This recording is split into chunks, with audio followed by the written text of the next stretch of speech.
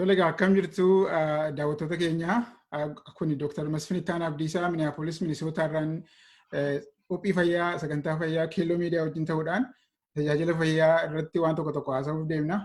Keessaayyuu tajaajila fayyaa Oromiyaa keessa jiru dhiya Oromiyaa keessatti rakkinni fayyaa maal akka ta'e tajaajilli fayyaa rakkina isa mudachaa jiruuf akkasumas immoo gaheen keenya maal akka ta'e kan jiru irratti haasa'uudhaaf deemna. Na waliin kanas jiran egaa tajaajila fayyaa kennaa kan jirani. Akkasumas immoo tola ooltummaadhaan kan beekamanii adde Obsee Taaddasee Luboodhaa fi akkasumas immoo Dr. Leensaa Girshaadha. Kanaaf Kello miidiyaan sagantaa kana walitti waan nu qindeesseef galatoomaan jedha. Gara sagantaa keenyatti deebina. Baga nagaan dhuftan. Galatoom, baga nagaan nuyi. Tole galatooma. Nuti hundumti keenya iyyuu ogeessota fayyaati malee gaazexessaa miti. Garuu immoo marii adda addaa gochuun tajaajila fayyaa ilaalchisee gorsa adda addaas haa ta'u maal gochuu akka nurra jiru waa tokko yaadannoo namaaf kennuun barbaachisaa waan ta'eef as jirra. Egaan mee egaa namni baay'een illee isin beekuu danda'a ta'a tarii mee eenyu akka taataniis akka jiraattanii mee utuu Obsee irraa yoon jalqabe. Galatoomii ani akkuma jettee Obsee Luboo yookaan Obsee Taaddasee Luboon jedhama. Amma kanan jiraadhu kutaa California magaalaa Castro Valley yookiin Northern California keessan jiraadha. Ogummaadhaanii ogeettii fayyaa nersiidha. Akka nersii ta'e egaa bara 2007 hojjechaa jira.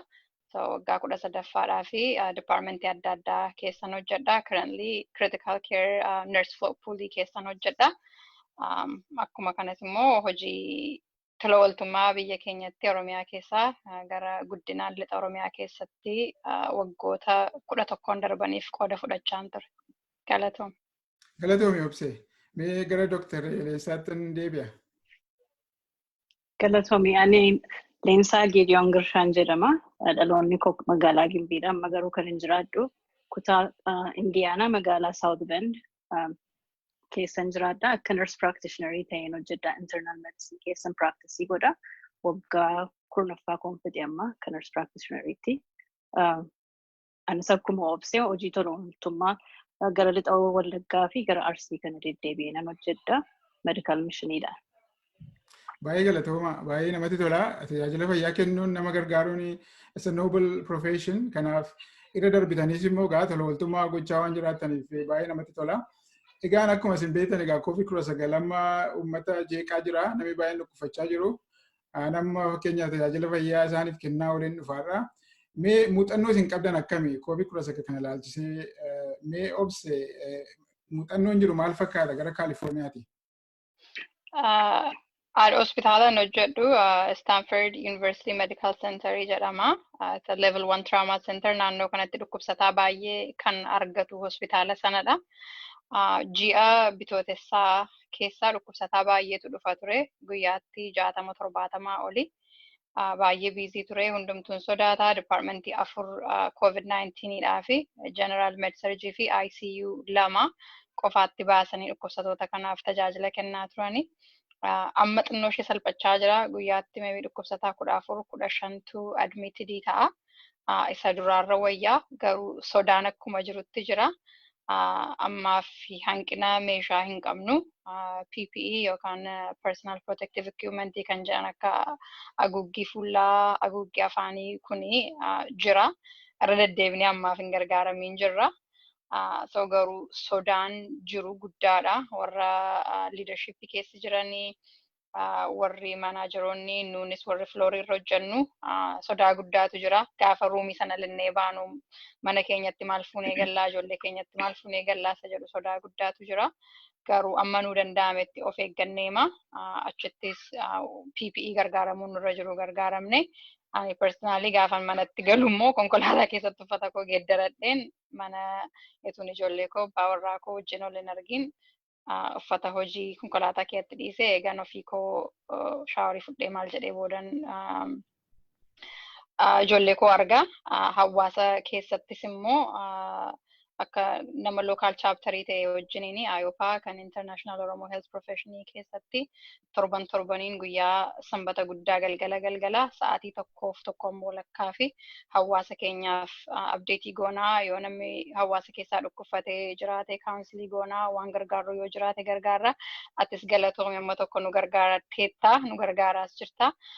So kanuma kanatu jira ammaaf akka duraanii sana ho'aa miti garuu sodaan sunis jira dhukkubi sunis jira. Erguma akkuma jette rakkinichi inni jira namni baay'een tajaajila fayyaa argachaa jiru keessaa yoo sodaan kanaan dura ture maal ture namni baay'ee dhukkubfatee ergaan tokkicha yoo mana gara tajaajila fayyaa dhufee lafti jara kana ciibsanii tajaajila fayyaa kennan hin jiru yaaddoo jedhu ture.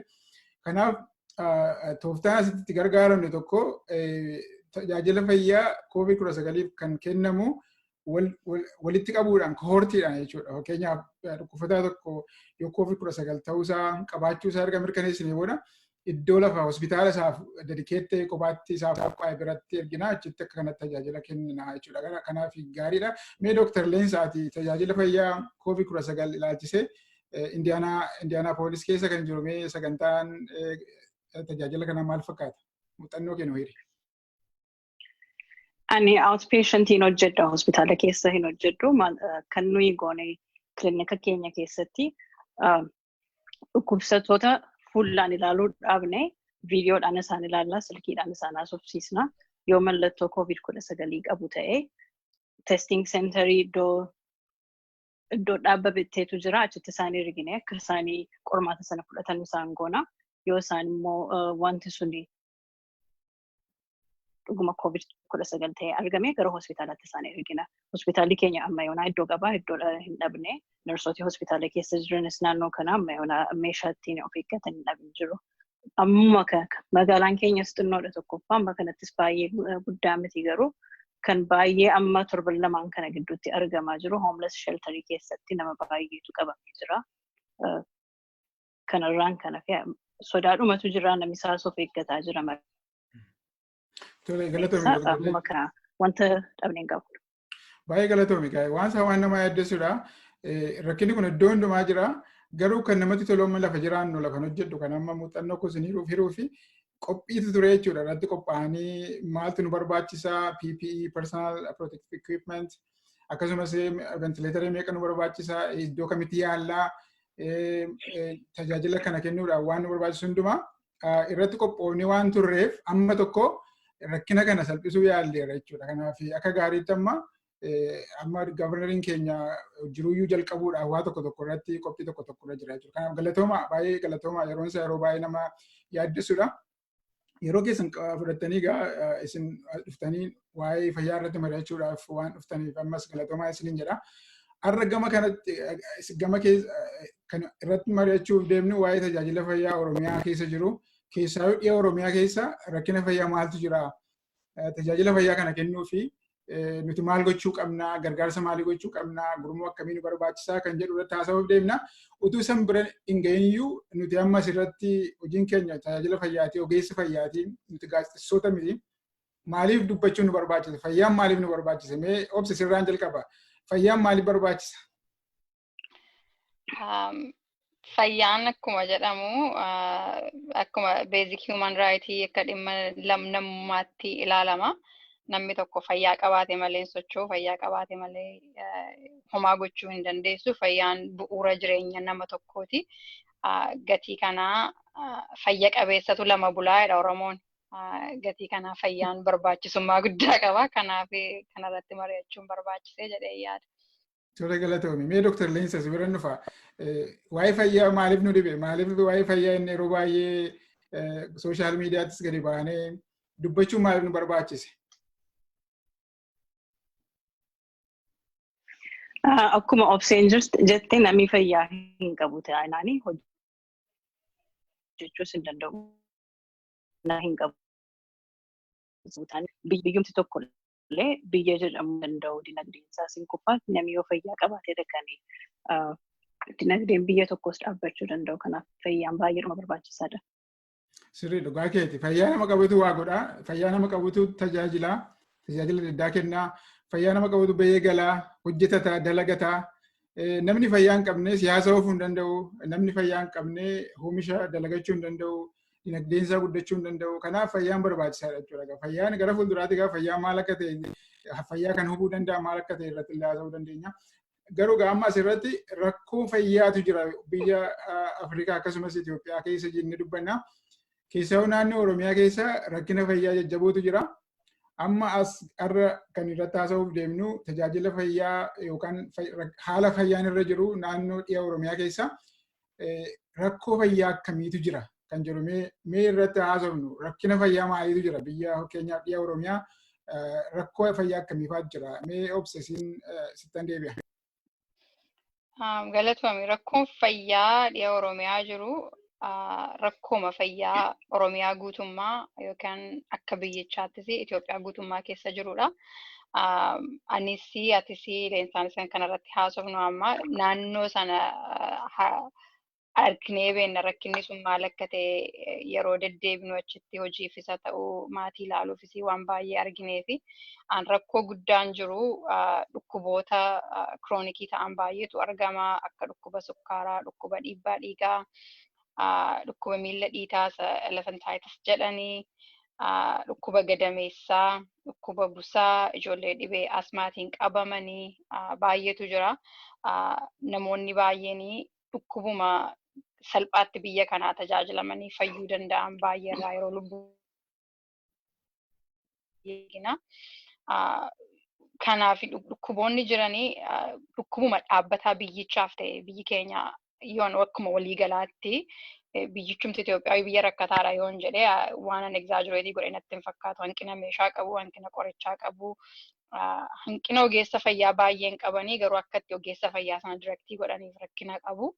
Kanaaf rakkoonni xixinnoon dhukkuboonni kiroonikii ta'an kun baay'een isaanii kan akka dhiibbaa dhiigaa, kan akka dhukkuba sukkaaraa kuni dhiibanii namoota gaafa qoricha seeraan fudhachuu didanii gaafa sirriitti follow-up gochuu didanii strookii argatu, heart attack argatu. Kanaan immoo namni baay'een dhumaa jira. Dhukkubi baay'een kan namni baay'een hakiimonni baay'een ofiin iyyuu bira ga'uu hin dandeenye yookiin dafanii kan baruu hin dandeenye ijoollee xixinnoo kan hanqina onneetiin dhalatanii yeroo dhalatanii akka subtle defect adda addaatiin kan dhalatan baay'eetu jira. Namni kana dheebee kun jiru iddoo baay'eetti dhiya Oromiyaa baadiyyaa keessaa magaalaa guddaayyuu mana qabxee magaalaa guddaadha jenna naannoo dhiya Oromiyaa keessa ekookardiyoograamii fa'aa kaasuu iddoon itti hin dandeenye jira. Achi fa'aa gatii kaasuu hin dandeenye ijoollee baay'een umuriin isaanii 7-5 ga'anii irribuma keessa rafanii du'anii kan jedhamutu jira. Ani ijoollee ta'e nan yaadadha. Intalli abaluu raftee irriba keessa duutee jedhu. Rafee namni irriba keessa hin du'an namni guddaan rafee du'e gaafa jedhanii heart attack qabate yookiin strookii waan tokko ta'e there is a bleed waan tokko jedhama. Gatii kanaa dhukkuboonni akkasii kan yetuu hin mul'atiinis immoo namni ittiin du'u ijoolleen daa'imman ittiin du'an jiru kan akka kaataraaktii yookiin buubii ija bu'ee waan tokko ta'ee kan iji nama jaamu kan nama guddaa irratti koomanidha biyya kanatti. Garuu biyya keenya keessa dargaggoota baay'ee irra jira. Kun rakkina cimaadha. Dubartoota deemsa irratti gadameessi isaanii miidhamee si'a baay'ee fincaan qabachuu hin dandeenye. Waggaa dheeraadhaaf maatiirraas hawaasarraas ijoollee isaaniirraas adda ba'anii gatamanii mana bira godoo keessaa yookiin karaa irratti galanii kan jiraatan baay'eetu jiru. Dhukkuboonni akkasii dhukkuba yookiin hereditarii waan ta'eetu hin ta'in akkasumatti dhukkuba waan kan biraarraan yeroo ijoollee godhatan irraan kan itti dhufedha. Kanaaf dhukkuboota hedduutu jira achi keessaati warrumti koomanii ta'an kanan baay'ee arguu isaan kanadha. Yoo isin waan itti dabaltan yoo qabaattan. Galatoomi egaa dhibeen fayyaa baay'eetu jira keessumaa Oromiyaa keessa akkuma ati jettee dhibeen dhiya Oromiyaa keessatti babal'atus egaa dhukkuba akkuma ati dubbattee dhukkuba daddarbaan jira tokko tokkotti kan darbu tajaajila fayyaa dhibee kana ittisuu yookaan preventable diseases kan jennu irratti hin baay'ate yeroo baay'ee kan akka busaafaa fakkeenyaaf garaa kaasaafaa fakkeenyaaf kan nama dhukkubu tokkotti koleeraa salphaatti hanqina nyaataa waan hedduu tuqxee jirta. Mee leensaatis gara yeroo adda addaatti biyya deemtee waan tokko hubachuun hojjechaa waan turteef jecha mee rakkina fayyaa jajjaboo maal fa'i jettee yaadda? Mee waan jajjaboodha jettee waan mee akka mee irratti dubbadhu? isa obseen jettee irratti dabalee dhukkuboota hanqina nyaataatiin kan dhufan warra akka go'itarii kana keessumaa warri lixa wallagga keessa jiran baay'ee isaaniitu qabamanii jiru. Yeroo darbee yeroo dhanne dubartoota baay'ee argine go'itarii sanarraan immoo komplikeeshinii isaanitti uumee rakkina onnee kan qabaatanis turaniiru. Lammata immoo dhukkuboota kiroonikii kanamanii hin beekne. Maaliif jarri kuni aksesii hin qabani. Lafa mana yaalaa dhaquudhaaf yookiin fagoo jiraatu yookiin immoo horii isaa hin qaban dhaqanii yaalamuudhaaf. Kanaaf jedhanii tun beekamini turratti hin beekamini tun beekaminiif dhukkubi isaanii kun yeroo baay'ee kan turanii dhukkuba sukkaaraa fa'aa dhukkuba dhiigaa fa'aa kan qabanii strookii fa'aa godhanii kan mana keessa turanii baay'ee isaaniitu jira. Akkuma obseen jette immoo dubartooti dhukkuba gadameessaa qabanii garaa hin qaban baay'isaniidhuma baay'ee isaaniitu jira. Kan ijoollee xixinnoos akkasumadha. Asirratti dabale immoo kan yeroo baay'ee nuyi attentionii ittiin kennee jirru dhukkuba biyya keenya keessaa dhukkuba sammuuti. Sabii keenya rakkina baay'ee keessa jira, wanta baay'ee keessa darbaa jira. Lammata immoo buqqaanis turan yeroo waan hin Benishaangulirraa dhufanii warri buqqaan kun amma rakkina sammuu qabu. Kanaaf rakkinni dhukkuba sammuus jira naannoo keenya jechuudha. Baay'ee galatooma. Akka gaariitti keessanii dhibeen jiran egaa variety of problems rakkina baay'eedha. Kan daddarbu jira, kan hin daddarbine jira. Chronic medical illnesses fakkeenyaaf biyya Ameerikaa keessatti namni kan ittiin du'u jalqaba dhibee onneedhaan du'a jechuudha. Chronic illnesses. Kana kan fidan immoo dhiibbaa dhiigaa wajjin wal qabatee sukkaaraa wajjin wal qabatee yeroo baay'ee namooti kan du'anii heart attackiidhaan jechuudha. Biyya Ethiopia Oromiyaa keessa yoo fudhanne garuu namni baay'een kan inni bahu dhukkuba daddarbaadhaan dhukkuba salphaatti ittisuu hin danda'amu. Dhukkuba salphaatti bira ga'anii tajaajila fayyaa kennuu danda'anii namni baay'ee yeroo hin du'u argina. Dr. Leensa akkuma dubbatte rakkina mental illness yookaan maal jedhama afaan Oromoodhaan qorqalbii namaa kan miidhan dhibee sammuu baay'eetu jira. Keessumaa stressfulidha haalli amma jiru. Yeroo darbees immoo akka yaadatti yoo ta'e lixa Oromiyaa keessatti intarneetiin faan turre fakkeenyaaf namooti wal argaa wal qunnamaan turre tajaajilli fayyaa baay'ee rakkina guddaatu ture. Kanaaf kun egaa deemee fayyaa namaa hubuu danda'a jechuudha. Mee gara fayyaa keessaa utuu hin bahin fayyaa namaa gaaga'uu kan danda'an maal fa'i kan jedhu jeneraal waan ta'e dubbachuun nurra jiraatti fakkaata. Waan fayyaa namaa gaaga'an maal fa'i? Akkuma dubbattanii tajaajila fayyaatti hin deemna amma itti daballee waa'ee tajaajila fayyaa dubbachuuf deemna. Garuu fayyaa namaa kan gaaga'an yookaan miidhan health determinants kan jennu maal fa'i? Mee waan keessaa waan jajjaboo ta'e nuuf irratti haasofna. Mee obse gara keettan deebi'a. Fayyaa kan gaaga'u tokko iddoo jireenya namaarraa buqqa'u yookaan displacement isa jedhanii diinagdee innis hin gaaga'a yoo ikoonomiin biyya sanaa kufee yookiin ol ka'ee iddoo waan ofii barbaachisu godhachuu dhabuudhaani haala maatii kan kee iddoo tokkotti deemuun isa ta'u haaluma jireenya mana ofii keessaa qaban tokko isaa inni dhukkubi sammuu kun isatti dabalama. Kanaaf waan baay'eetu fayyaa namaa gaaga'a jechuudha. Akkuma itti dubbattee ikoonomiin namaa fakkeenyaaf namni harka qalleessa yoo ta'e tajaajila fayyaa argachuun isa rakkisaa. Yoo barnoota hin argatu ta'e rakkachuu danda'a. Akka gaariitti barnoota barbaachisu. Akkasumas egaa waan hedduu tarreessuu dandeenya jechuudha. Dr. Leensa mee keessaa yooma lixa yookaan dhiya Oromiyaa ilaalchisee rakkinni achitti fayyaa kana gaaga'uu danda'an maal fa'i jettee yaadda? Dinagdeen naannoo sanaa rakkina fayyaa kana gaaga'uu hin danda'a. Maaliif rakkinni jira? Namni akka barbaadetti nyaata argachuu hin danda'u, bishaan qulqulluu argachuu hin danda'ani. Nyaati barbaachisaadha fayyaa ta'uudhaa fi bishaan qulqulluun barbaachisaadha fayyaa ta'uudhaa fi hojii dhabuun rakkina fayyaa fiduu hin danda'a.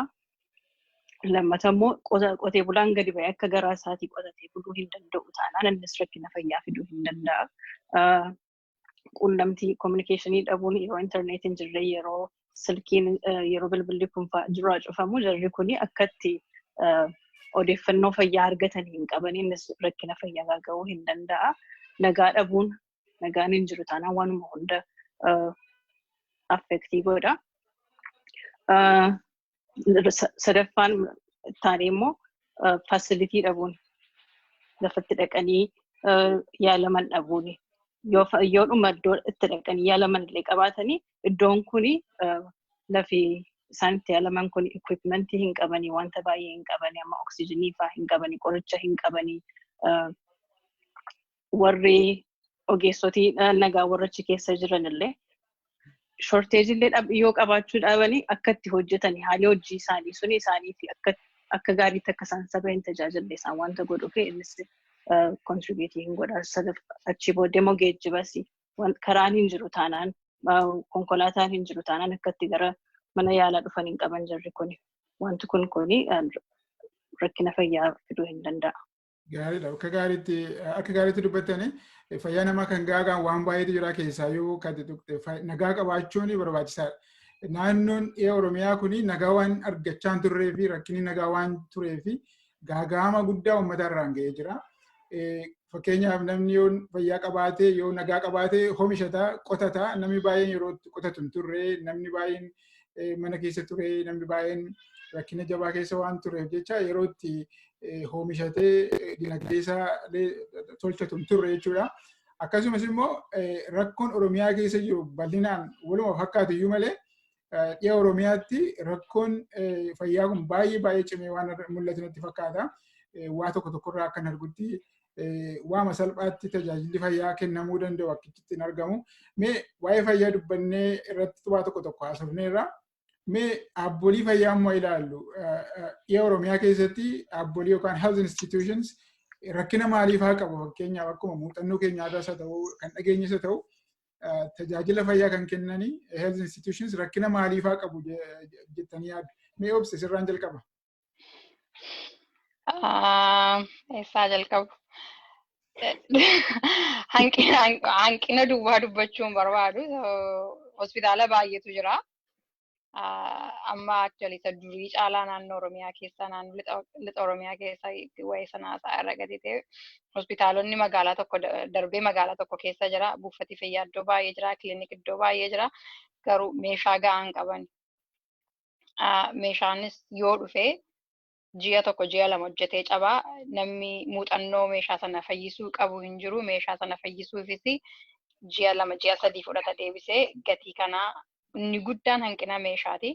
Hanqina humna namaa hin qaban jechuu danda'a namni kan biraan hanqina humna namaa jiraachuu isaa hin argine naannoo waggaa 11 naannoo sanatti deddeebi'ee kan arge hanqina meeshaa, hanqina qorichaa, hanqina muuxannoo wal geeddaruu namoota iddoo biraa wajjiniini. Hanqina irra deddeebisanii hubannoo barumsa akka reinforcementii wayii barumsa kennuutu jira. Hanqinni qorichaa hin jiru taanaan dhukkubsataa seeraan tajaajiluu hin danda'ani. Hanqinni meeshaa hin jiru taanaan hin jiru. Fakkeenya yoon sii kenne bara 2009 yeroon hojii tola ooltummaa kana tokko jedhee jalqabee hospitaala Najjoo bilbileen gaafadhe CEO yeroo sanaaf medical director maal barbaaddu jedhe dhufuuf jennaa waan an gochuu dhaqu hin beeku. Waan ikoo jalqabaati. Yeroon achitti guddadhe hospitaalli hin jiru ture buufata fayyaaf kilinikii duwwaatti ture. Liistii isaan baasanii argan liistii guguddaadha. Siree, ultrasoundii, X-ray, echo, cardiogramii kana waan guguddaadha kan isaan gaafatan. Humni koos hin danda'u ture isa jalqabaa gatii ta'e beektaa yeroo sana siijjinaa isaan ture Dr. Masfin siijjini. Baaksiima tokkotti wanti nuun fuunee deemne termoomeetirii gara 20 wayii fuunee deemne BP kaaffii, BP apparaatisiisa dhagaa baatiriin hojjetu, isa ibsaadhaan hojjetu, gilaavzii, gaazii kana fuunee deemne. Emergency roomii keessanii warra hakiimotaaf nersoota achi keessa hojjetan gargaaruuf ennee teenya riyyaa koo nersii biyya kanaa wajjiniin hin deeme yeroo sana. Hospitaala guutummaa ammas ga'u hospitaalli sun catchment areaan isaa yeroo sana nama 500 oliidha. Termoomeetirii 3 duwwaa qabu turan. This is hospitaala guddaa tokko pediatricsii waardii jira, tokko emergency roomii jira, tokko kutaa baqaqsanii hodhuu jira. Kanan arge. Kuni basic thing amma ijoollee lamaan qaba. At least termoomeetirii 8 yookiin 9tu jira mana kana keessa. Makiinaa keessa jira, lafa baagii isaanii fudhannee deemnu keessa jiran. Wanta jechuu barbaade waan beezikii ta'anidha. yookiin yeroo hospitaalli sun ijaarame meeshaan sun kennamee gaafa meeshaan sun cabu namni deebisee fayyisa hin jiru ta'a yookiin immoo ciraama isaayyuu hin arganne ta'a. Hanqinni gilaavzii jira ture. Gilaavziin beezik anaafati isin nuun sadan Walgreensii dhannee faarmaasii deemnee wantoota bitachuu dandeenyu. Hanqina akkasiitu jira. Makiinaan sadii wal rukutee dhufeetu manuun achi jirru waggaa sana. In the middle of yeroo dhiiga makiinaa sanarra nama wal rukute dhiiga sanatu dhaabaa jiranii emergency kutaa tattamaa keessaati gaazii dhume gilaavzii dhume. Finnee dhanneera nuun baaksii lama fuunee dhannee yeroo ani storage roomiitti fiigu meeshaa isa finne sana deebinee ittiin gargaaramuu fi akka nama maraateetti nu ilaalu turan hin fiigin namni na'ati jedhama. Kun kan inni argisiisu itti baraniiru hanqinni jiraachuu isaatti baranii akka noormaalii ta'etti fudhatanii jiraataniiru. Gatii kanaa kun noormaalii mini atattama namni dhiigaa jira fiigee dhaqee meeshaa finne kana fidee ittiin tajaajilamuu danda'utu nurra jira isa jedhu yaade. One of the many reasons kanan naannoo sanatti deddeebi'ee hojii kana akkan waggaa 10 oliif hojjedhu kan na godhe hanqina ishee wanta xinnoo kanaa termoomeetirii $10 $12 binnee dhannee nama busaan qabe harka kee ittiin irra kaa'anii namni gubamoo hin gubodhanii ilaaluu hambisuu fedha. Kuni meeshaa isa guguddaa hanqina hin jiru jechuu hin barbaadu. Hanqinni meeshaa guguddaa baay'eetu jira. Namoonni tireendii ta'anii meeshaa sana opereetii godhan baay'een hin jiranii. Garuu anaaf waan akka termoomeetirii, waan akka ittiin meeshaan dhiibbaa dhiigaa ilaalanii, gluukoomeetirii waan ittiin dhukkuba sukkaaraa ilaalanii kuni waan beezikii ta'anii waamu. Hospitaala miti kilinikii namni dhuunfaatti wanta qabaachuu danda'utu hin qabu ture yeroo sana. Amma tokko jira. Nuunis amma tokko supply gooneerraa warra dhimmisaa ilaallatus iyyannee isaanis waan baay'ee guutaniiru. Garuu hanqinoota akkasiiti kanan argaa jiru immoo hanqinni jiru hanqina meeshaa fi hanqina qorichaati gara caalu. Galatoome ibsi baay'ee galatoome gara boodaatitti deebina maal fa'aa keenya akka toltummaatti maal fa'aa gochaa akka turte muuxannoo maal akka qabdu irratti haasofna gara boodaatti. Haa ta'u immoo garuu akkuma jette tajaajila fayyaa kan kennan basic services waan kennamu hin jiru jechuudha. Waan basic ta'u hin jiru jechuudha. Mee Dr. Leensa gara keettan dhufa. Tajaajila fayyaa kennuudhaaf egaa hospitaala kilinikii waan akkasii barbaachisa. Yeroo baay'ee Oromiyaa keessa yoo deemtee dhiyaa Oromiyaas yoo deemtee iddoo adda addaatti kilinikiin jira, faarmaasiin jira, hospitaalli jira. Garuu rakkina maaliitu jira jettee yaadda? Rakkina sababsee nama jette itti dabalamee maal faatu jiru waan isheen miisii goote yoo jiraate? Kanan itti dabaluu barbaadu hanqina meeshaa irratti dabalee hanqina beekumsa abdeetii of gochuu. Nama qabu namoota humna namaa qabu garuu abdeetidii miti informationii isaan qabanii yeroo hunda trainingii kennuu jaroota warra hojjetan kana lafa isaan hojjetanii working environment isaaniitis gaarii gochuu baay'een isaanii mindaa isaan argatan baay'ee xinnoodha gammadoota miti narsoota yeroo baay'een dabarsan yeroo darbe itti gammadoo miti hojii isaaniitti namni tokko immoo hojii isaatti itti gammadee hin hojjetu taanaani effective ta'uun isaanii amma sanatti hin ta'u kanaafi barumsa trainingii isaanii skiilii isaanii irratti hojjechuudhaa fi working environment isaanii sirreessuu fi.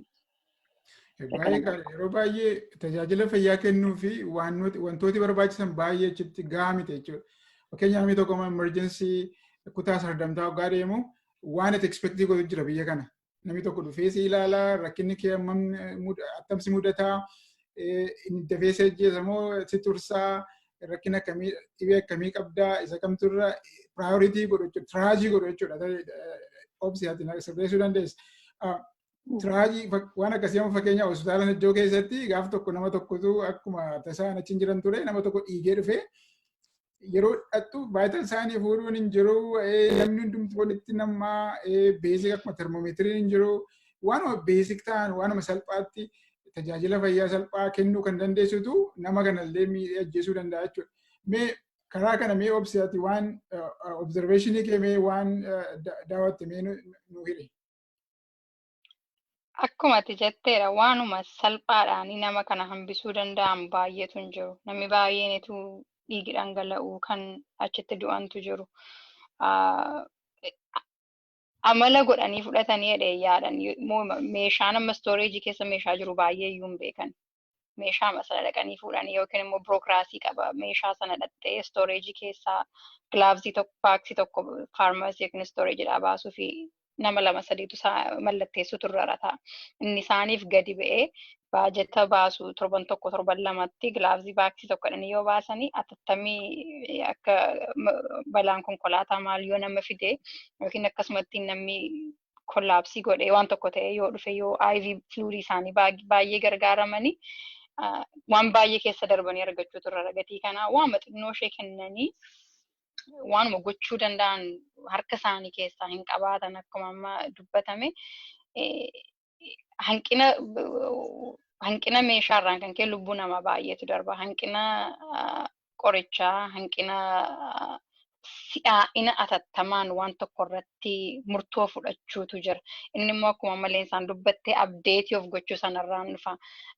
Dur gaafa gilaavsiin baaksiin tokko duwwaan jiru yoo suutettee hojjettate amma 5 qabda taanaan ariifattee hojjechuu sirra of duukaa of haaressitee duukaa deemuu danda'utu sirra jira. Nama akkasittiin kollaapsii godhee dhufee du'e argeera. Nama busaa mataa keessa lixee jedhanii yeroo jalqabaaf hin argee. Busaatu mataa keessa lixee akka qalbii dabarsuu godhee halusineetii. Cerebral malaria san yeroo jalqabaaf hin argeen akka qalbii dabarsuu godhee dhuftee achitti homaa gochuu fi hin dandeenye jedhanii hospitaala Gimbii adeemtu jedhamee ambulaansii keessa kaanii hospitaala Gimbiitti geessanii daqiiqaa 30 akkas deemanii naannoo Diillaa jedhamu irratti mucaan sun mucaa waggaa 8tiin yaadadha duutee deebitee dhufte. Kanatu jira. Waan salphaatti nama hambisuu danda'anii hanqinoota jiraniini lubbuu namaa baraaruutu rakkoo ta'aa jira. Baay'ee galatoomii obse. Baay'ee nama rakkisa waan tokko amma fakkeenyaaf biyya kana amma yeroo baay'ee piraaktisii goonu irratti waanuma salphaa waan beesik ta'e waan ati ekspektii gootu hospitaala guddaa biyyatti illee ta'e tokko yoo deemtee waan ati achitti argitu baay'ee si gaddisiisa maaliif professional ta'e ta'anii hojjechuun waan tokkodha akkuma sila Dr. Leensaan jette namni yeroo yerootti mataa isaa barsiisuu qabaa, update gochuu qabaa, willingness to learn. Kanaaf waan tokko gochuun garuu ogeessoti fayyaa biyya jiranii doktoroonni, narsonni rakkinuma sana keessa ta'anii garuu waan isaan hojjetan immoo baay'ee lubbuu nama baay'ee baraaru, nama gargaaru. Garuu siistamiin sun yookaan tajaajilli fayyaa suni fooyya'uu qabaa jechuudha. Akkuma sila dubbanne waa'ee fayyaa haasofne rakkinni fayyaa maal fa'i, fayyaa kan gaagaan maal fa'i akkasumas immoo dhaaboliin fayyaa yookaan health institutioniin maal fa'i kan jedhu irratti haasofne rakkinni isaanii maal fa'i waan beesik ta'e qoricha fa'aa fakkeenyaaf argachuu rakkisaadha. Biirokiraasiin akka ta'e amma obsa akkuma dubbatte nama tokko fakkeenyaaf waa gochuudhaaf yoo barbaadde yoo emergency roomii deemtee rakkinni kee kun dafee akka furmaata argamu yoo barbaadde biirokiraasii jechuun nama biraa waamuu qabdaa achi nama meeshaa sana dhattee baasuu qabdaa namni mallatteessuu qabaa asii biyya kanaati akka argitanitti hundumti isaa seera qabaa akka gaariitti nama sakamii nama miidhuu danda'a namni tokko immoo emerjensii dhaqee hundumtuu iddoo dhigaan tokkicha ilaalamuu dhiisuu danda'a. Isa kamtu rakkina jabaa qabaa isa kamtu immoo rakkinni isaa yeroo kennaafi kan jedhu irratti akka gaariitti namooti akka kanatti jechuudha. Kan amma namni asitti piraaktisii godhee argeef biyya yeroo ta'e rakkabnee ilaallu baay'een wal gata. Garuu nuti amma dirqamas immoo qabna gam tokko nama fakkeenyaa nuti biyya faranjii jiraannu iyyuu malee rakkina biyya keenyaa keessa bira dhaabbachuudhaaf tajaajila fayyaa keessumaayyuu nam salphaatti nama ajjeesuu warra danda'an waan ittifamuu danda'an kanarratti meeshaas haa ta'uu tajaajila fayyaa beekumsa dabarsuus haa ta'uu waan adda addaa irratti hojjechuun irra jira. Meesin lamaan akkuma dubbattanii tajaajila fayyaa yookaan tola ooltummaa yeroo adda addaatti gochaa turtanii mee Dr. Leensa akka ogeessa fayyaatti asitti gaa akka ogeessa fayyaa qofa otoo hin taane namoota hundumtuu gahee mataa isaanii qabu jechuudha kanarratti akka ogeessa fayyaatti tajaajila fayyaa kana fooyyessuudhaaf maal fa'aa gochuu qabna jettee yaadda? Akka ogeessa fayyaatti nuyi beekumsa isa qabnu beellu warra achi jiran barsiisu warra achi jiran ijjiin walii hiruun dirqama keenya jedhee yaadan. Inni isa tokkoffaadha. Lammata immoo amma humna keenyaatti wal gurmeessinee namootumti naannoo keenyaas haa ta'u warra kaaniinis warra biyya kanaa itti dabalannee akka medical mishinitti biyyeedhannee wanta gochuu dandeenyu gochuu jara kanas tajaajilu beekumsi nuyi asii qabnu ofiin achi jiru tokko ta'uu dhiisuu hin danda'a warra achi jiranidhannee yeroo achidhanii hojii maal akka hojjennu itti agarsiisne afaaniin duwwaa utuu hin ta'in hojiidhaanis itti agarsiisne isaaniin beekumsa keenya isaanii wajjiniin walii hiruu lammata achi sadaffaa immoo amma dandeenya qarshiidhaan illee isaaniin gargaaruu danda'u nurra jira amma akka obseen dubbachaa turte wanta dandeenya asii qarshii walitti buusne achi waan tokko bituu fi waanuma xinnoo yoo binne achi wanta guddaa hojjechuu danda'a. Termomeetirii 2-3 asii yoo ergine achi wanta guddaa ta'a. Oksijiinii amma fakkeenyaaf magaalaa Gimbii hospitaalli inni jiru oksijiin taankii 8 duwwaa qabu hospitaalichumti guddaan suniyyuu. Yoo taankiin kun dhumee Addis Ababa Finfinnee dhaqaniitti kan isaan guuttatan. Kanaaf waan akkasii waanuma xixinnoo asii nutti fakkaatu achitti garuu wanta guddaa wanta hojjetuu fi qarshiidhaan gargaaru beekumsa keenya hiruu medical mishinii akka ogeessa fayyaatti waan akkasii fa'aa gurmee ol gurmeessinee achitti dhannee hojjechuu. Baay'ee galatoomi Dr. Leensaa. Waa'ee oksijiinii dubbattee oksijiinii na yaadachiifte. Obseen immoo as jirti kunoo tajaajila fayyaa tola ooltummaa yeroo adda addaatti gochaa jirta obseeti. Atis Dr. Leensaa. Dhiyoo kana warshaa oksijiinii oomishuu Oromiyaa keessatti dhiya Oromiyaatti ergamuu isaa himtee turte. Mee tola ooltummaa hojjettu keessaa jajjaboo kan jettee kanaan dura kan akka oksijiinii kana faama fakkeenyaa mee waan nutti himtu jiraa?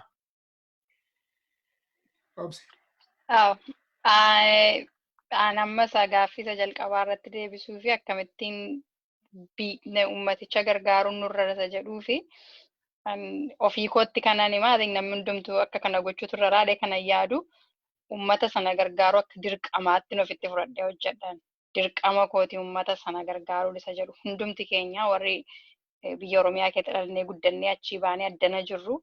Ijoollee ama keenya irratti asii dhalatan illee barsiisuun dirqama keenya akka deebisanii biyya sana gargaaraniif akka uummata nu guddisee asii warra kootu na guddisee isaantu kileemii na godha amman yoon fudhadhe garuu ollaatu na guddisee ollaa fi hawaasan keessa jiraadhu isaatu na guddisee jedheen yaada yoon karaa irratti waa balleessee na arganii intala abaluu karaa irratti argine addanaa maal hojjetanii mataa keessa na rukutanii uleedhaan kazaraa baatanii na rukutanii manatti nagashaniin guddadheen dirqama sanatu narrara dirqama jaalala nama sanaatu narrara gatii kana hundi keenya dirqama sana fudhannee gandatti guddannee magaalaatti guddannee safaruma mana 5 mana 6 ollaatti guddanneef dirqama fudhannee waan nurraa barbaachisu gochuu inni beekumsa qabu beekumsaanii amma Dr. Leensaan tuttee turte inni horii qabu horiini inni barsiisuun hundumtuu hakiimii ta'uun irra hin jiru dhaqee hojjechuu medical mishinii baay'ee irratti namoonni kanaadha mana abbaa manaa fidatanii dhufu nothing to do with medical garuu hin gargaaru hin hojjetu IV baagii hangii godhu dhukkubsataa wajjin haasa'u triyaajii nuu godhu nama ol gashuu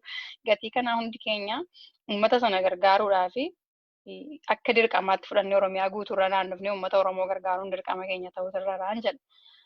Gaaffii isatii maal hojjettee waan jajjaboo jettuu fi waan jabaan hojjedhe jedhee yaadu amma ammaatti lubbuu nama tokko fayyiseeraa jedhee yaada. Kaayyoo kanaanin ka'es lubbuu nama tokko magaalaa tokko hospitaala tokko gargaaruu jedheen ka'e pretty sure isa godheera jedhee yaada nama tokko du'arraa hambiseera jedhee yaada kun anaaf waan guddaadha amshuur nama baay'ee du'arraa hambisneerra hojii naannoo sanatti hojjetameeni kun anaaf isa jalqabaati isa guddaa jedhee kanan kileemii godhe yoo jiraate nama tokko du'arraa yoo ijoollee xixinnoo hambisne nama sanatti deebisee biyya sana bushuu danda'a naannoo sana bushuu danda'a hospitaala naannoo sanaa bushuu danda'a jedhee yaada inni guddaan kanadha kanatti aansee yeroo dheeraadhaaf deddeebinee wanta adda addaa hojjenneerra waan mul'atus wanti hin mul'annes baay'een hojjetameera garuu dhiyeenya kanammoo kan akkuma amma dubbatte meeshaa oksijiin pilaantii gargaarsa dhaabbata miti mootummaa Rotary International jedhamu wajjin waliin ta'uudhaan giraantii gashine gara qarshii biyya Ameerikaa 400 ol kan ta'uuni warshaa oksijiinii sana najjoo irratti dhaabneerra hojiin jalqabiin jira amma ganaa namoota leenjisuudhaaf itti jirra so oksijiin pilaantiin kun gaafa jalqabamu akka Dr. Leensaan menshinii goote hospitaalonni baay'een oksijiin siliindarii 8 amma 10 qabu Dambidollootti kanan argee beegii Gimbii hospitaala sakan mootummaas Adventistiinis hospitaalli Naqqamtees hospitaalli Mandiis kanuma qabu isa hambisuudha. Kaayyoon keenya kan akka irratti hojjennu kan naka kaasee mucaa waggaa 10tu asmaattaakiidhaan dhufe oxygen silindariitti huutii godhaniitu jiranii. Namni kan biraan immoo sarjarii ta'uu dhufe oxygenii sana barbaadame OR keessaa gatii dhumee fi they had to take mucaa sanarraa kaasanii achitti geessu turre ture. Mucaan sun ganama gaafa hospitaalatti deebi'uu du'ee argameera. Gatii kana mucaan kun full potential qaba waan barbaade ta'uudhaaf mucaan kun karaatti hafe. Kun ana ta'uu danda'a ture yeroo achi ture, obbolaa koo ta'uu danda'a ture, ijoollee firoottan koo namuma kan biraa ta'uu danda'a ture. Gatii kanarratti murteessee waa hojjechuun irra rasa jedhuun yaadeen dhufeen namoota addanaa kakkaasne irratti hojjenne waggaa 6 nu fudhate waggaa dheeraa mini 2014dhaa kaasne kan irratti hojjechaa turre. Amma waaqayyo nu gargaaree oksijiniin kun achi ga'eera. Kaappaasitiin isaa silindarii 55 amma 60tti oomisha guyyaatti.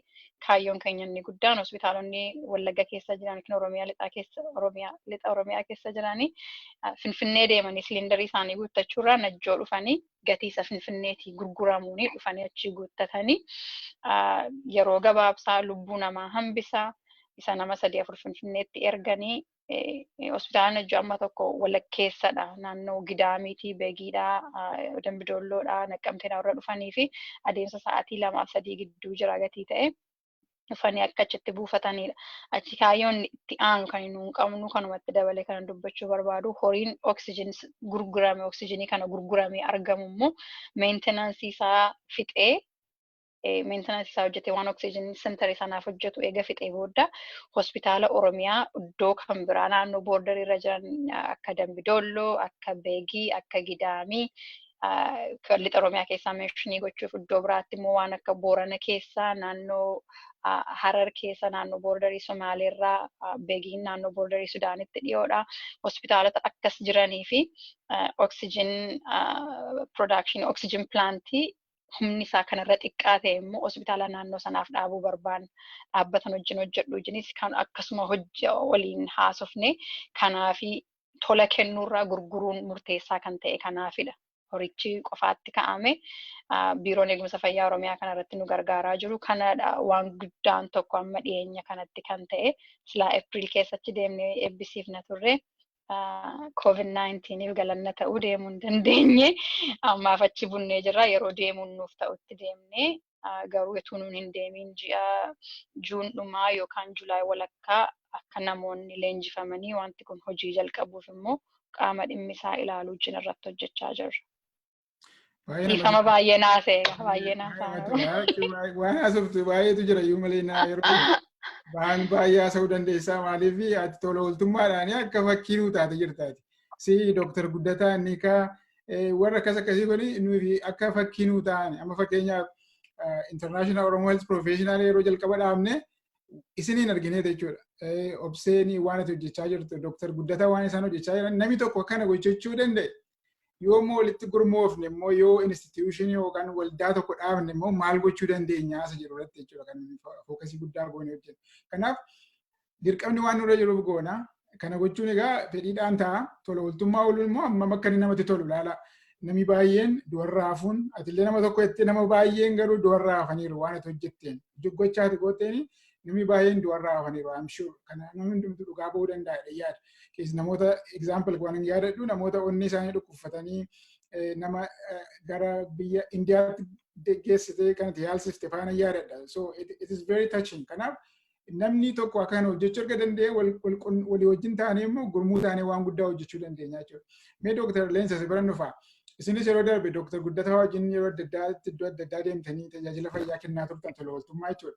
Kanaaf mee waama jajjabaa tokko lama yoo nutti himtee sagantaa keenya sattaanitti itti ceena. Akkuma sila jedhee wanta nuyi xinnoo asii goonu achi wanta guddaadha. Isa obseen amma jette irratti dabaluudhaaf yeroo Dooktar Guddataa jireenya waggaa amma almost waggaa 2 ta'aa jira. Gara Wallagga jalqaba gara Arsii keessa dhannee achii booda gara Wallaggaa dhannee Gimbii keessatti taayiroidii warra qabanii isaaniin sarjarii hojjechaa ture. Dooktar Guddataan anatu isaa wajjiniin turan akka duwwaatu turre gara Dhibee hospitaalaa yeroo Ufa jedhama wanidha afaan Ufa jedhame morma.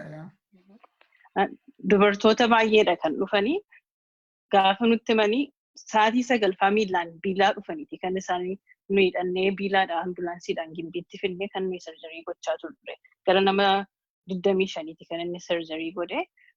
Garuu sarjariin hojjetamee gara galgalaa gaafa ga'u dhaabuutu nurra jira. Ani hin dadhabne ittiin fufamaa loosuu dhumanni jedhu nu dhaabsisu turani maaliifi laawundarii maashinii hin qabani jarri kun hospitaalli kun. Kanaaf direepiin isaan ittiin dhimma ba'anii hospitaala keessaa hin dhuma gaafa inni hojii hojjechaa oolu guyyaa guutuu. Hin dhuma kana booddee hojjechuu hin dandeenyutu jennu namootallee IV'tti keenye yeroo hin qabnu wanta ta'eef irraa buqqisnee manatti gashineerra yeroo keenya ga'ees deebiiwwan wanta nurra ture. Laawundarii harkaan miicu turan gaafa miidhan Gimbii hospitaalli. Dubartoota kana dhannee ija keenyaan argine achi as deebi'ee dhufne yeroo IOPA DC'tti walgahii qabaanne sana namni tokko riiziniidhuma isaanii keessaa hospitaala tokko addaabtii haa godhamu jedhamee ture. Yeroos Gimbii hospitaalaan addaabtii godhan.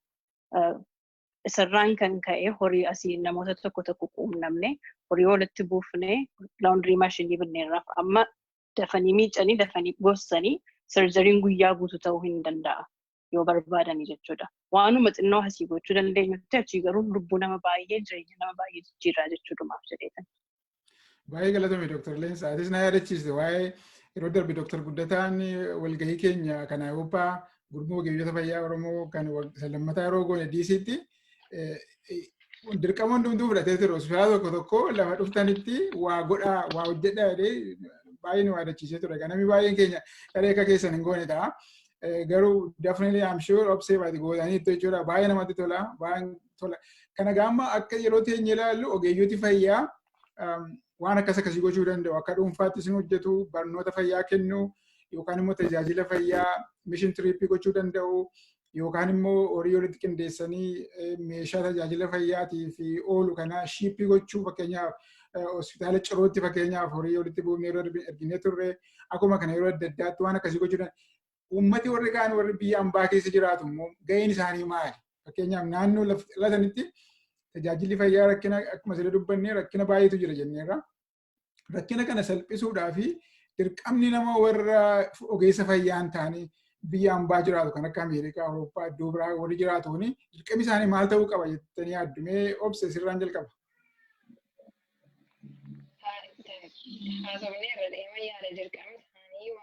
Sagaleen kee nagaamu sirriitti.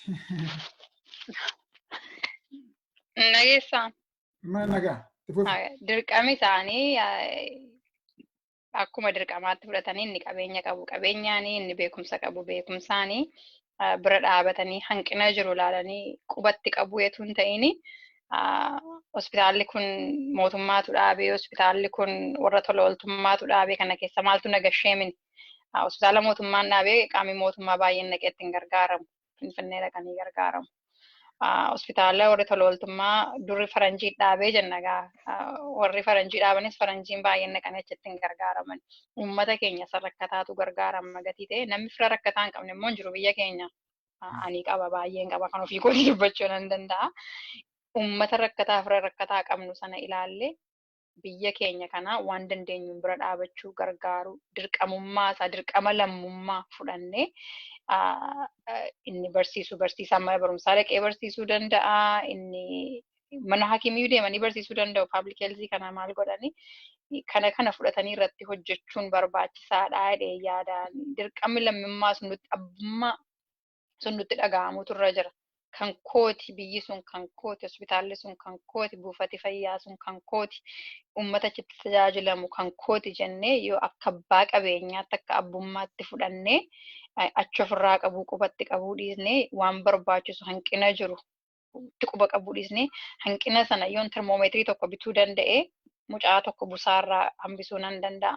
Yoon gilaavzii baaksii tokko bitee ogeessa fayyaa ogeettii fayyaa kan gilaavzii dhabdee dhiigaa harkaan qabdee waan kan biraa dhukkuba daddarbaa kan biraatti ekspoozidii taatu dhukkubarraa hambisuu nan danda'a jennee yaadne akka ittiin irratti fuulleffannee irratti xiyyeeffannee hojjechuutu nurra jira jedhee yaadaan.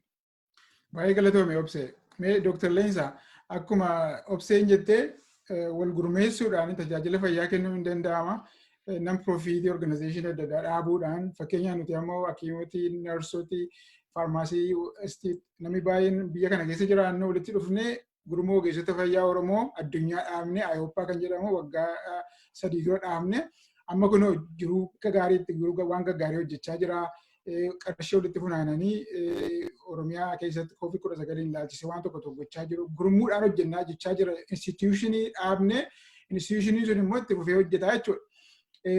Akkuma waan tokko akka dhagaa jirrutti iddoo adda addaatti non-profit adda addaa jalqabaa akka jiran. Fakkeenyaaf naannoo Dhiha Oromiyaa ilaalchisee tola ooltummaa ooluudhaa fi tajaajila adda addaa kennuu karaa dinagdee ta'uu danda'a, barnoota ta'uu danda'a, fayyaa ta'uu danda'a gochuudhaa fi gurmuun adda addaa gurmaa'aa waan akka jiru dhagaa. Kanaaf mee gurmuu akkasii keessatti hirmaannee haala kamiin hirmaachuu dandeenya? Fakkeenyaaf tola ooltummaa kan oolanii non-profit adda addaatu jira jenneerra. Haala kamiin hirmaachuu dandeenya jettee yaadamee Dr. Leensa gabaabsiiti. Jalqaba haala nuyi ittiin hirmaachuu dandeenyu rakkina biyya keenya keessa jiru warra gurmaa'anii jiran kanatti beeksisuudhaan rakkina fayyaasa jiru kana nudha kan ogeeyyiin fayyaanuudhaan nuti isaanitti muutu isaanirra jira. Isaaniin awarenessii uumuudhaan tokkoffaa isa keessatti tajaajiluu hin dandeenya. Lammata immoo amma humni keenya danda'een isaaniinis akka isaan contributii godhan akka isaan warra biyya jiran wajjiniin wal qunnamtii godhanii warra biyya jiran wajjiniin hojjetanii warra fayyaa karaa fayyaa kanarratti fayyaa jiru kana solutionii wayii barbaadanii fi isaaniinis qunnamuun nurra jira isaanii wajjin haasa'uun nurra jira jedhee yaadan. Tole galatoome sagantaa keenya irraa akka gaariitti waan baay'ee mari'anne gara fuulduraattis egaa waa'ee fayyaa ilaalchisee yeroo yerootti waan akkasiitu mari'annee haasofne waan baay'ee dubbachuu dandeenya. Walumaa galatti egaa fayyaan maaliif akka barbaachise tajaajilli fayyaa yookaan rakkinni fayyaa naannoo Dhiha Oromiyaa jiru maal fakkaata? Dhaabboliin fayyaa rakkina akkamii qabu? Hirmaannaa akkamii barbaachisaa? Kan jedhu irratti haasofnee raqmee asirratti egaa sagantaan keenya gara golabuutti dhiyaachaa jirra. Mee waan dhumarratti waan jettan daqiiqaa tokkoon isiniif kenna. Dr. Leensa.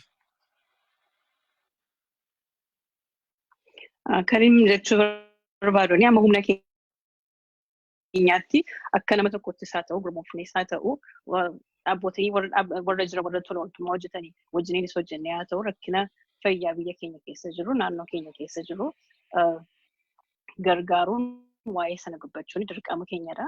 Hundumti keenya harka qabannee harka wal qabnee wal gargaarree wanta kan keenya jennee akka kan mataa keenyaatti fudhannee hojjechuu nurra jirudha jedhee yaada. Tole galatoome Dr. Leensa. Mee obsaatis dhumarratti waan jettu yoo jiraate. Baay'een isaa dubbatameera lamaanuu keessaniin iyyuu tokkummaa sanaan kaa'uu gurmuufnee ka'uudha. Amantiin naannoodhaan, umuriidhaan, saalaan itti adda wal hin baasini. Ati maal gootee, ati maal hin godheetu hin ta'ini, nuun maal gochuutu nurra jirata jedhu. Gurmuu tokkoon taane harka wal qabanne uummata nu gargaare, uummata nu guddise sana bira haa dhaabannu. Kan waan qabu kennee donnan jedhamu jedha Oromoon. Waan qabnurraa waan xinnoo ishee hiixannee yoo nama sana gargaarre uummata sana gargaarre gaariidha. Keessumaa waan itti dabaluu barbaadu gaafa tola ooltummaadhaaf addanaa kaa'amee deemamu gurmuun deemu yoo jiraate gaarii gurmuu achii olitti gurmeessannee ogeessota fayyaa gargaaramanii barsiisota gargaaramanii achitti hojii hojjechuunis baay'ee danda'ama.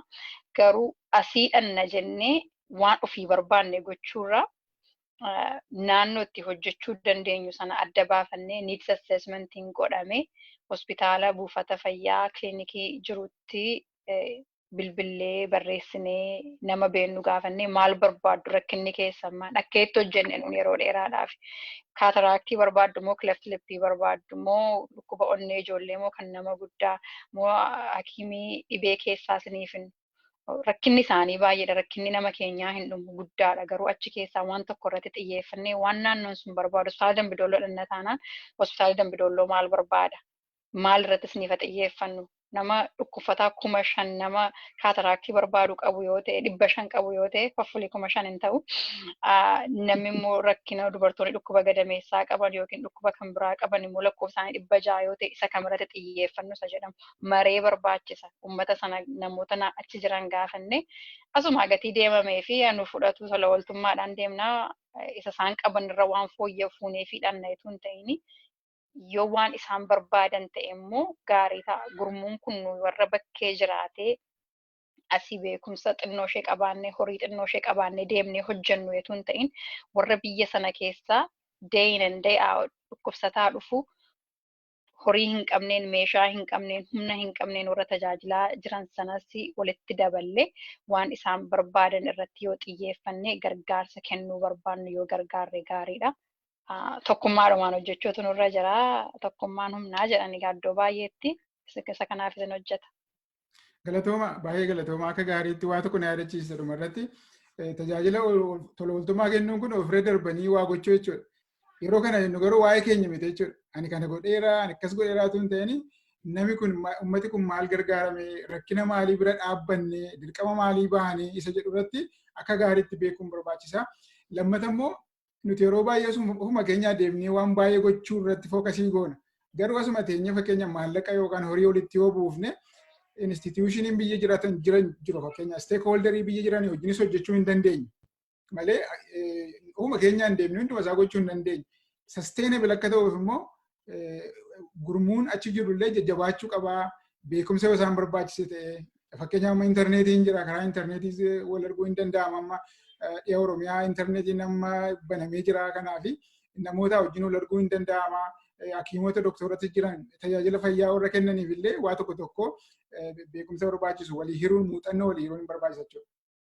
Egaan galatooma baay'ee galatoomaa isiniin jedha. Sagantaa keessan sagantaa kanarratti sagantaa fayyaa kana keessaa yoo Kelloo miidiyaa baay'ee galateeffachuun barbaada. Waa'ee fayyaa irratti dubbachuudhaaf yeroo waan nu kennanii fi carraa waan nu kennaniif baay'ee galatoomaan jedha. Egaa daawwattooti keenyas kana yeroo fudhatanii yeroo isaanii hin jirre kana keessaatii hanga tokko gumaachanii nu dhaggeeffachuudhaaf yeroo waan argatanii fi baay'ee galatoomaan jedha. Egaa sagantaan keenya kana irratti xumuramaa yeroo biraa immoo sagantaa fayyaa kana fakkaatuun gara fuulduraatti Kelloo miidiyaan nu hayyamanii yeroo yerootti dhiyaannee waan tokko haasa'uudhaaf jirra jechuudha. Galatooma.